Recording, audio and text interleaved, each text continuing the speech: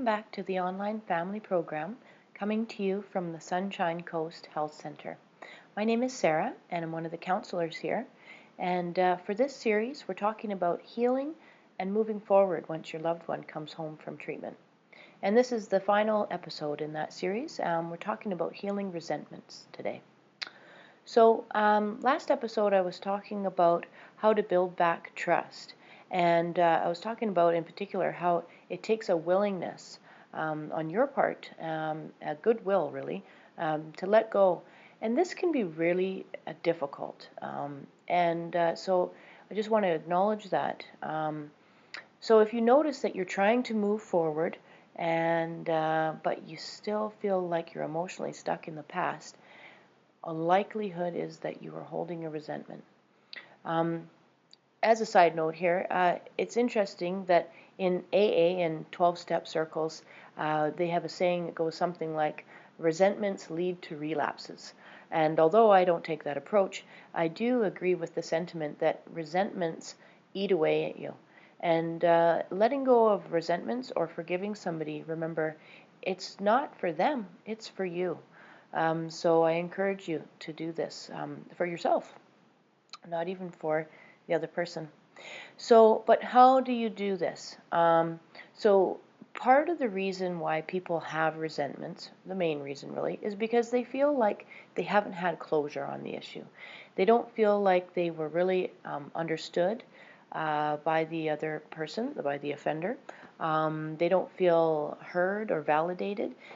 They don't feel like the other person understood the impact of their behavior on them. So this is where we want to start, if you can, to have a reciprocal conversation between two people, and it really does need to be reciprocal because each party might have resentments. Most cases they do. And so to sit down and really be able to listen and acknowledge. Now that doesn't mean that you're agreeing with the other person. You can validate and acknowledge and listen to their perspective and know that it's their perspective and your perspective is different. And both are neither right or wrong. It is what it is. So if you can do that with another person, you can get over resentments.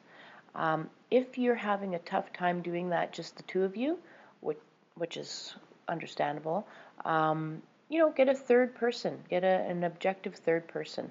This could be a counselor or even a friend, a mutual friend. So I do encourage you to do this though, and one of the things, if you're still finding that you're not getting over your resentments, I really encourage you to go to counseling for yourself because it's only hurting you in the end.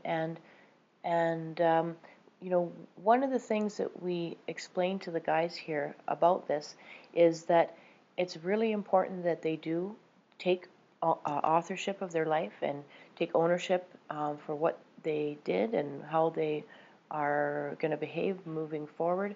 All those kinds of things, of course, is important that they take responsibility for themselves. And we also temper that with saying, you know, it's in your relationships. This can't be used as a way to off-kilter the power differential. So if they're always feeling like they're the bad one, you know, that's not going to work in the long term. It's got to be resolved.